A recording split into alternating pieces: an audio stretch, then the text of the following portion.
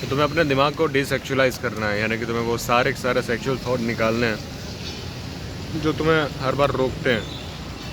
हर बार कसम खाते हो कि तुम अब से फ़ोन नहीं देखोगे, अब से तुम मास्टरबेट नहीं करोगे, ठीक है। एंड तुम सोचते हो कि यार ये लड़कियों के अब मैं ताड़ना बंद कर दूंगा, या फिर यार ये जो गंदे गंदे जो मेरे विचार आ रहे हैं ना किसी भी लड़कियों को देखकर बार बार, वो रुक जाए कैसे भी करके, ठीक है। मतलब जो ऑब्जेक्टिफाई कर रहा है ना मेरा ब्रेन लड़कियों को, वो बंद कर दे। तो तुम सही जगह पर आए हो, क्योंकि इस वीडियो को देखने के बाद तुम शायद ये सारी चीज़ें कर पाओ। तो शुरू करते हैं, ठीक है। सो स्टार्ट करते हैं हमारी बायोलॉजी से, क्योंकि हर एक की जड़ हमारी बायोलॉजी है। तो हमारी बायोलॉजी में दो चीज़ें होती हैं, सर्वाइवल एंड रिप्रोडक्शन, बेसिक्स तुम्हें पता होगा। अब क्योंकि सर्वाइवल तो हमारा इंश्योर हो गया है हमारी इस सोसाइटी की वजह से, दूसरी बिगेस्ट नीड रही हमारा सेक्सुअल रिप्रोडक्शन, ठीक है। अभी जब ये सबसे बड़ी अर्ज है हमारे बॉडी की, तो सबसे बड़ा मोटिवेशन भी, सबसे बड़ा मतलब रीज़न ऑफ लिविंग भी यही होगा, राइट। एंड इसीलिए सारी कंपनियां जो बड़ी बड़ी होती हैं MNCs, वो सब किसको अपना टारगेट बनाएंगे, ऐसी कौन सी अर्ज है जिसमें ह्यूमन इजीली गिव अप कर देगा? ऑब्वियसली रिप्रोडक्शन की। इसलिए तुम कोई भी एडवर्टाइजमेंट देखोगे, मैं तुम्हें दिखाता हूँ ये है एडवर्टाइजमेंट, लड़की लड़की लड़की एंड वॉट नॉट यार। हर एक एड में अभी है ना, मोस्टली जो लड़कों के स्पेशल होंगे ना, उसमें लड़कियां दिखती ही हैं, क्योंकि we are men to be sexual guy. मतलब लड़कियों को तब भी चलो समझ में आता है कि भाई उनका है ना बॉडी उस चीज़ को लिए बना नहीं है ज़्यादा, क्योंकि एक वुमेन लाइफ में मैक्सिमम 15-20 लड़के बच्चे पैदा कर सकती है आज के एज में, ठीक है, आज कल के एनवायरनमेंट में। बट द थिंग इज़, एक मेल इन थियोरेटिकली इनफाइनाइट बच्चे प्रोडक्शन कर सकता है अपने स्पर्म से, ठीक है। तो हम लोग तो मतलब भूखे ही हैं हवस के, बायोलॉजिकली हमारे पास ये डिसएडवांटेज है ही। एंड इसीलिए तुम देखोगे लड़के ज़्यादा डेस्परेट रहते हैं सेक्स के लिए एंड एवरीथिंग। इंडियन वुमेन्स इसीलिए हैरान है, क्योंकि एक तो हम लोग बात नहीं कर पाते खुल के इस चीज़ों के बारे में, ठीक है। अंदर ही अंदर वो सारी चीज़ें भरते रहते हैं। एंड जब हमारी शादी हो जाती है तो हम लोग हवस के कुत्तों की तरह, भूखे कुत्तों की तरह टूट पड़ते हैं अपनी वाइफ के ऊपर, ना ही रुकते और ना ही थकते हैं, और जिसकी वजह से हमारी पॉपुलेशन कहाँ तक आ गई तुम देख ही सकते हो। So this is the thing bro. अभी तुम्हें प्रॉब्लम तो पता ही होगा, तुम्हारे साथ ही बीत रही है। तो इसका सॉल्यूशन क्या है तुम ये जानना चाहते होगे। बहुत ही दो सिंपल बड़े ही कामगर सॉल्यूशंस है रही है। एंड तुम अगर इनको सक्सेसफुली तुमने एग्जीक्यूट कर लिया ना, तो तुम्हारा सिर्फ सेक्सुअल थॉट्स ही नहीं, तुम पहले ज़्यादा स्मार्ट हो जाओगे, पहले ज़्यादा मैच्योर हो जाओगे, पहले ज़्यादा मतलब कहते हैं ना घना इंसान, लाइक एक्सपीरियंस्ड पर्सन। वो जो अपना वो एक दोस्त होता है ना जिसके पास हर कोई एडवाइस लेना चाहता है, वो बन जाओगे तुम। और वो टिप्स मैं अभी तुम बताने वाला हूँ। सबसे पहले आता है मेडिटेशन। मेडिटेशन क्या है? मेडिटेशन तुम्हें पता ही होगा कि अपने ब्रीदिंग पर फोकस करना है 10 मिनट के लिए। तुम स्टार्ट इससे कर सकते हो। एंड बहुत सारे तरीके हैं मेडिटेट करने के, लेकिन अगर तुमने स्टार्ट किया, तुमने 1 हफ्ता किया, 2 हफ्ता किया, 3 हफ्ता किया, जैसे ही तुम्हारा 1 महीना 1.5 महीना होगा, तुम्हें खुद ही रियलाइज़ होने लगेगा दोस्त कि इट इज़ वर्किंग। तुम्हें आप अपनी फीलिंग्स के ऊपर आने लगोगे। तुम्हें देखो एक चीज़ बताऊँ तुम्हें, एक चीज़ बताता हूँ, ठीक है। मान लो तुम्हारा दिमाग है, ठीक है। अभी दिमाग है ना, नेवी सील का अगर तुम्हें ट्रेनिंग का कुछ अता पता हो ना, तो तुम्हें पता होगा कि नेवी सील में तुम्हारे हाथ पैर बांध के तुम्हें है ना पानी में फेंक दिया जाता है। अभी उसमें ट्रिक ऐसी होती है कि तुम्हें नीचे जाना होता है एंड फिर ऊपर आना होता है। अभी नीचे जाने के ऊपर आने के लिए मतलब जो होल्ड ज़्यादा करता है वो जीतता है। तो उसमें होल्ड वही ज़्यादा कर पाता है जो अपनी बॉडी को पूरा रिलैक्स छोड़ देता है। वो जितना ही ट्राई करेगा ना, ठीक है, या तो ऊपर आने की या फिर नीचे जाने की, वो उतना ही वो रुकेगा, उतना ही उसको दिक्कतें आएंगी, उतना ही उसका दम घूटेगा पानी के अंदर। सो यही हमारे साथ भी होता है। मतलब मैं समझाता हूँ तुम्हें, ठीक है। मान लो तुम्हारा कोई इमोशन आया, मान लो एंगर आया, ठीक है, गुस्सा आ रहा है तुम्हें किसी पे, तुम्हारे कलीग पे आ रहा है कि यार साला बहन का लोड़ा काम दिया जा रहा है मेरा मैनेजर, एंड खुद तो चला गया बैग पैक करके, मुझे फंसा कर चला गया।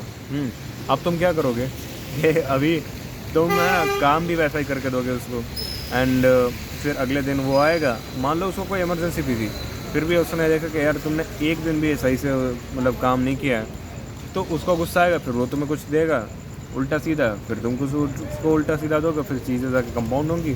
अगर ना भी हुई, तुम्हारा मेंटल पीस तो चला गया ना दोस्त, फिर तुम्हारा मूड तो ख़राब रहेगा ना। उसकी वजह से तुम कितने सारे ख़राब डिसीजन लेने के चांसेस बढ़ जाते हैं तुम्हारे। एक दिन में तुम कितने सारे डिसीजन लेते हो, और सोच कर देखो अगर तुम्हारा मूड ख़राब है तो तुम कितने गंदे गंदे डिसीजंस लोगे अपनी लाइफ में, and which may lead you to a very on death. समझ रहे हो? मैंने एक गलत टर्न ले लिया मेरी बाइक से, पता चला मैं अगले दिन या तो पैरालाइज हो गया पूरी ज़िंदगी के लिए, फिर मैं टपक गया भाई। क्यों? क्योंकि मेरा मेंटल पीस था ही नहीं। मेरा जो मेंटल होना चाहिए फोकस वो था ही नहीं। मैं तो मैनेजर को गालियाँ देने में बिजी था। जब मेडिटेशन करते हो ना आप, तो आपके दिमाग को प्रैक्टिस पड़ती है इन सारे छोटे छोटे इमोशंस के ऊपर देखने की। तुम्हारा दिमाग मान लो आसमान है, तो तुम्हारा इमोशंस है तुम्हारे बादल। तो जब तुम मेडिटेशन करते हो ना, तो तुम्हारे दिमाग को आदत पड़ती है किसी भी बादल में अटक के नहीं देखने की, सिर्फ आसमान को देखने की, जिससे इमोशन आते हैं जाते हैं एंड तुम्हें रिएक्ट करने की ही ज़रूरत नहीं पड़ती, मतलब तुम्हें पकड़ने की ही ज़रूरत नहीं पड़ती। अब जब तुम पकड़ ही नहीं रहे हो, ठीक है, तो वो चेन, मतलब तुम गुस्सा, मतलब सोच लो तुम्हारे मैनेजर तुम्हें छोड़ के चला गया, ठीक है, और काम दे के, अब तुम्हें आया, तुम्हारा थॉट आया कि यार ये तो चूतिया है, ये तो कमीना है। अभी तुमने उसको रिएक्ट ही नहीं किया, तुम्हें कहा अच्छा है चलो काम करते हैं, और तुम काम करने लगे। तुम्हें लगता है कि फिर वो तुम्हें थॉट परेशान करेगा, तुम्हारा मूड ख़राब कर पाएगा? नहीं कर पाएगा दोस्त, समझ रहे हो? And this is the thing, यही चीज़ तुम्हें मेडिटेशन से सीखनी है, ना कि तुम्हें अपनी मतलब इंद्रियां खोलनी है, अपनी चक्रास खोलने हैं मेडिटेशन से। एंड द सेकेंड थिंग जिससे तुम अपनी लाइफ को इम्प्रूव कर सकते हो, सेक्सुअल थॉट को मिटा सकते हो, वो है साक्षी बनो। साक्षी, मैं लड़की की बात नहीं कर रहा हूँ, ठीक है, मैं बात कर रहा हूँ साक्षी बनने की। साक्षी बनने की क्या, यानी कि ऑब्जर्वर बनो, ना कि एम्प्लॉयर बनो, ठीक है। दो तरह के लोग होते हैं, एक मतलब मान कर देखो चेस चल रहा है, ठीक है, उसमें दो तरह के लोग हैं। एक जो अपने आप को एज अ पीस समझ रहा है, यानी कि जो चेस बोर्ड में उसके 16 गोटियाँ पड़ी हैं ना, उनमें से कोई एक, और एक है जो खुद को खुद समझ रहा है, यानी कि ऑब्जर्वर समझ रहा है, जो डिसीजंस तो ले रहा है नो डाउट, पर वो खुद बोर्ड पर नहीं है। मतलब अगर उसका कोई गोटी कट रहा है तो वो नहीं है जिसको काटा जा रहा है, इसको दर्द नहीं हो रहा। अगर उसको सेक्रीफाइस करना है अपने पौन को, मतलब अपने सिपाही को, अपने घोड़े को, अपने हाथी को, उसको फ़र्क नहीं पड़ता है। अगर अनलेस उसको जीतना है, वो कर देगा सेक्रीफाइस। और उसको वो तो अपनी रानी भी सेक्रीफाइस कर देगा भाई। रानी जो सबसे इम्पोर्टेंट पीस होता है आफ्टर द किंग चेस का, वो अपना सेक्रीफाइस कर देगा विदाउट एनी हेजिटेशन, अगर उसका चेकमेट मिल रही है तो easily. And this is the thing, वही तुम अपनी ज़िंदगी में लाना है कि तुम चेस के पीस नहीं हो। तुम्हारी ज़िंदगी में तुम जो भी अभी डिसीजन या जो भी तुम करो, ठीक है, अपने आप को एज ऑब्जर्वर देखो कि तुम देख रहे हो अपने आप को बाहर से। उससे क्या होगा कि तुम्हें जो छोटी छोटी चीज़ें होती है ना, जो तुम्हें परेशान करती रहती हैं, वो तुम्हें परेशान ही नहीं कर पाएंगी। तुम्हारा ब्रेकअप हो गया, तुम्हारा सेक्सुअलाइज थॉट हो गया, या फिर तुम्हारा मतलब समझ रहे हो, तुम्हारी मस्ती की मजाक उड़ा दिया किसी ने, क्योंकि तुम्हें फिर पता चलेगा कितना ग्रैंड लेवल पे ये स्टोरी चल रहा है।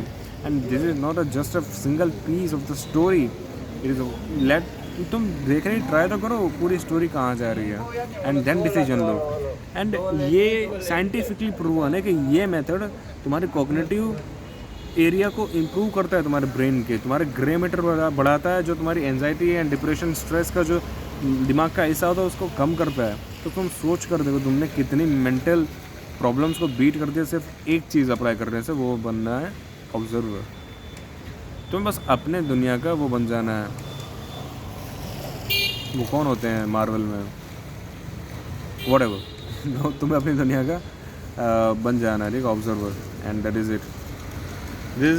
और इसी तरह से, क्योंकि अब तुम एनर्जी क्रिएट कर नहीं सकते हो, तुम डिस्ट्रॉय भी नहीं कर सकते हो, तुम सेक्सुअल एनर्जी भी डिस्ट्रॉय नहीं कर सकते हो। तो जब तुम ऑब्जर्व करने लगोगे, तुम उस एनर्जी को यूटिलाइज़ करने की ट्राई करोगे। अब तुम यूटिलाइज़ कर रहे हो, चैनल कर रहे हो उस चीज़ को अपनी पढ़ाई में, अपने करियर में, या फिर अपने रिलेशनशिप्स को हेल्दी रखने में। फिर चाहे किसके के साथ भी हो, अपने पेरेंट्स के साथ हो गया, अपने भाई के साथ हो गया, अपनी गर्लफ्रेंड के साथ हो गया, अपनी पत्नी के साथ हो गया, अपने बच्चे के साथ हो गया, लेकिन तुम वो सारी एनर्जी उसमें जा रही है, तो जहाँ पर भी एनर्जी जाएगी वहाँ से तो रिज़ल्ट आएंगे ही दोस्त, समझ रहे हो। अगर तुमने पूरी एनर्जी पॉन में डाली है तो वो दिखेगा तुम्हारे चेहरे पे कि ये साला मुट्ठल है, लेकिन अगर वही एनर्जी तुमने अपने ज़िंदगी अपने करियर में डाली तो वो दिखेगा कि हाँ भाई ये तो फाड़ कर निकल गया करियर को। या फिर तुमने अपने रिलेशनशिप में निकाली है तो तुम्हें दिखेगा, जब तुम अकेले पड़ोगे तो वो लोग आएंगे तुम्हारे लिए। तुम देकर तो देखो, कुदरत तुम्हें देने के लिए ही बैठी है।